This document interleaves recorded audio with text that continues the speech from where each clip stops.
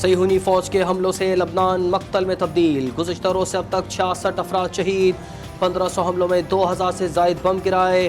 لبنانی وزیر صحت فراس ابیات نے میڈیا سے بات کرتے ہوئے بتایا کہ صہیونی فورسز کے فضائی حملوں میں 50 بچوں اور 94 خواتین سمیت 569 افراد شہید ہو گئے، 1835 افراد زخمی ہیں۔ صہیونی فوج نے بیروت سمیت متعدد علاقوں پر 700 سے زائد حملے کیے۔ ایران، روس، چین اور برطانیہ سمیت عالمی برادری نے لبنان پر حملوں کی شدید مذمت کرتے ہوئے صہیونی حملوں کو فوری روکنے کا مطالبہ کر دیا۔ حزب اللہ کی اسرائیل کے خلاف جوابی کارروائی، اسرائیل کے صفح شہر کے قریب اسرائیلی فوج کے دادو اڈے اور حیفا سمیت کئی علاقوں پر درجنوں راکٹس اور میزائل فائر کیے۔ حزب اللہ نے اپنے بیان میں کہا کہ یہ اڈہ اسرائیلی فوج کی شمالی کمان کا آپریشنل ہیڈ کوارٹر ہے۔ حزب اللہ نے گولان کی پہاڑیوں میں واقع اسرائیلی شہر پر بھی راکٹس فائر کیے۔ حیفا شہر میں اسرائیلیوں پر خوف طاری، فضا میں درجنوں میزائل اور جنگی سائرنز سے اسرائیلیوں کے اوسان قطع ہو گئے، ہزاروں اسرائیلی جان بچاتے بھاگتے نظر آئے۔ غزہ میں اسرائیلی فوج کے مظالم کا سلسلہ جاری، صہیونی فوج کا نصیرات متاثرین کیمپ میں ایمبولینس پر حملہ، متعدد فلسطینی شہید۔ غزہ کے علاقے خان یونس اور دیر البلح میں بھی شدید بمباری کے بعد لاشیں اور زخمی سڑکوں پر بکھرے پڑے ہیں۔ غزہ میں شہداء کی مجموعی تعداد 41,467 تک پہنچ گئی۔ مغربی کنارے سے 22 فلسطینیوں کو گرفتار کر لیا گیا۔ مراکش غزہ میں جنگی جرائم کے الزام میں اسرائیلی فوجی پر مقدمہ چلائے گا۔ اسرائیل کی لبنان کے شہریوں کو نشانہ بنانے کی گھٹیا ترکیب، جہاز کے ذریعے خطرناک لیفلیٹس کا پھیلاؤ۔ حزب اللہ کے میڈیا آفس کے مطابق اسرائیل لبنان کی مشرقی وادی بیکا میں انتہائی خطرناک بارکوڈ والے لیفلیٹس گرا رہا ہے۔ فون کے ذریعے کوڈ سکین کرنے سے ڈیوائس سے تمام معلومات اسرائیل کے پاس چلی جائیں گی۔ غزہ کو مسلسل خوفناک صورتحال کا سامنا ہے، دنیا طوفان کی زد میں ہے۔ اقوام متحدہ کے سیکرٹری جنرل انٹونیو گوتریس نے جنرل اسمبلی میں خطاب کرتے ہوئے کہا ہے کہ لبنان میں شہریوں کو اسرائیل کی شدید بمباری کا سامنا ہے، ہزاروں لبنانی اپنے گھر بار چھوڑ چکے ہیں۔ ہمیں ایسے چیلنجز کا سامنا ہے جن کا پہلے کبھی سامنا نہیں ہوا۔ فلسطینیوں کو اپنی ریاست میں رہنے کا حق ملنا چاہیے، غزہ میں جنگ بندی معاہدے کی فوری ضرورت ہے۔ اب جنگ بندی کے معاہدے کو حتمی شکل دینے اور یرغمالیوں کو گھر لانے کا وقت ہے۔ امریکی صدر جو بائیڈن نے اقوام متحدہ کی جنرل اسمبلی سے خطاب کرتے ہوئے کہا کہ لبنان اسرائیل تنازع کا سفارتی حل اب بھی ممکن ہے۔ لبنان اسرائیل سرحد پر جنگ کسی کے حق میں نہیں، اسرائیلی قیدیوں کے لواحقین اور غزہ کے لوگ شدید مشکل میں ہیں۔ غزہ میں ہزاروں شہریوں کو امداد کی فوری ضرورت ہے۔ فلسطین کے مسئلے کا حل دو ریاستی حل میں پوشیدہ ہے۔ پاکستان نے اسرائیل کے لبنان پر حملوں کی شدید الفاظ میں مذمت کر دی۔ ترجمان دفتر خارجہ کے مطابق لبنان کے خلاف اسرائیلی جارحیت اقوام متحدہ کے چارٹر آف عالمی قوانین کی صریح خلاف ورزی ہے۔ اسرائیلی جارحیت کے نتیجے میں پہلے سے غیر مستحکم خطے میں امن اور سلامتی کو مزید خطرات لاحق ہو گئے۔ پاکستان لبنان کی خود مختاری اور علاقائی سلامتی کی بھرپور حمایت کرتا ہے اور امن و سلامتی کے لیے لبنانی عوام کی مکمل حمایت کرتا ہے۔ سعودی وزیر خارجہ شہزادہ فیصل بن فرحان نے اقوام متحدہ کو نااہل اور ناکام قرار دے دیا۔ کہتے ہیں اسرائیل کو مظالم کے لیے جواب دہ ٹھہرانے میں اقوام متحدہ کی ناکامی ظاہر ہو گئی ہے۔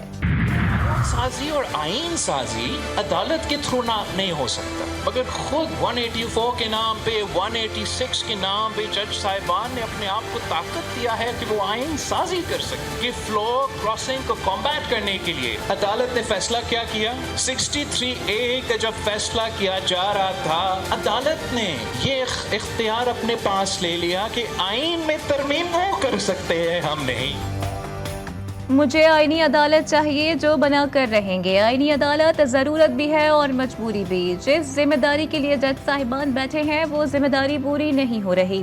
جج صاحبان نے خود کو آئین بنانے کے لیے طاقتور کیا ہے۔ بلاول بھٹو کہتے ہیں قانون سازی اور آئین سازی عدالت کے ذریعے نہیں ہو سکتی۔ ہم سمجھتے ہیں کہ کسی جرنیل یا جج کے پاس حکومتی اختیارات نہیں ہونے چاہیے۔ افسوس کی بات ہے کہ اس ملک میں جج اور جنرل نے حکومتوں کو گھر بھیجا۔ جوڑ توڑ کی سیاست بھی ملک میں چلی۔ بلاول نے حکومت سندھ کو کے الیکٹرک سے جان چھڑانے اور پبلک پرائیویٹ پارٹنرشپ کے تحت بجلی کمپنی بنانے کی ہدایت بھی کر دی۔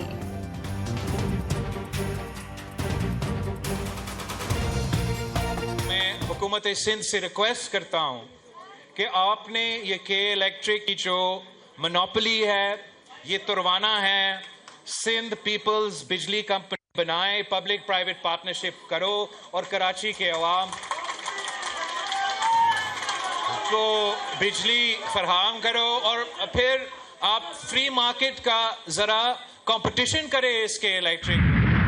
बहुत वज़न है आपकी बात पे और इस पे सोचना चाहिए कि व्हेन यू आप जो कहते हैं ना, आप उंगली देते हैं वो पूरा तो नो इन अंग्रेजी I am not talking about any तोबा जो मीम्स बनेंगे यहाँ माफ।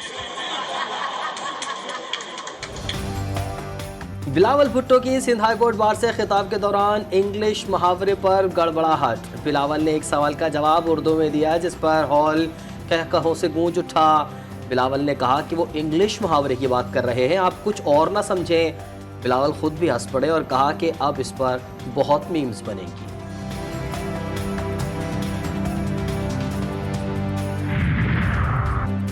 आर्मी चीफ का वाना जनूबी वजीरिस्तान का दौरा। ISPR के मुताबिक army chief general Asim Munir को सिक्योरिटी की मौजूदा सूरत हाल, इंसदाद दहशतगर्दी के खिलाफ जारी ऑपरेशंस पर ब्रीफिंग दी गई। आर्मी चीफ ने फराइज की अदायगी में कुर्बानियां देने वाले सिक्योरिटी फोर्सेस के एहलकारों को खराज तहसीन पेश किया।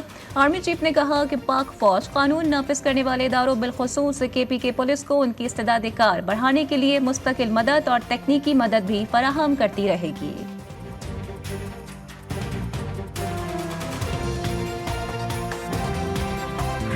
पंजाब इलेक्शन ट्रिब्यूनल केस में इलेक्शन कमीशन की अपील पर फैसला महफूज। सुप्रीम कोर्ट ने इलेक्शन कमीशन को ट्रिब्यूनल्स के नोटिफिकेशन जारी करने की इजाज़त भी दे दी। ट्रिब्यूनल की तादाद का इन्हिसार केसेस पर है।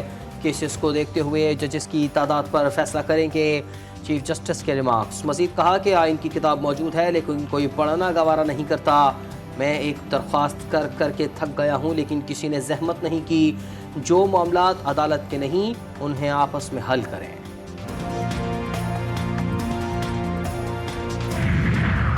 मखसूस नशस्तों से मुतालिक इलेक्शन कमीशन का एक और इजलास बेनतीजा खत्म। इलेक्शन कमीशन का मुशावरती इजलास मेंबर KPK के बगैर हुआ।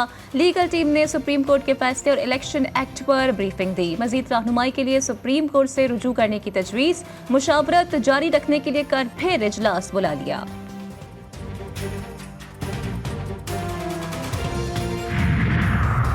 Practice and procedure तरमीमी ordinance 2024 supreme court में चैलेंज। तरमीमी ऑर्डिनेंस आइन से मुतसादिम, इसके तहत होने वाले तमाम इक़दामात को कलअदम करार देने की इस्तदा। ऑर्डिनेंस का इजरा पार्लिमानी जमहूरियत के ख़िलाफ़ है। सुप्रीम कोर्ट भी करार दे चुकी है कि ऑर्डिनेंस सिर्फ हंगामी हालात में ही जारी हो सकता है। दरख्वास्त गुजार का मौक़िफ़। सिंध हाई कोर्ट में प्रैक्टिस एंड प्रोसीजर तरमीमी ऑर्डिनेंस के ख़िलाफ़ दायर दरख्वास्त पर फैसला महफूज।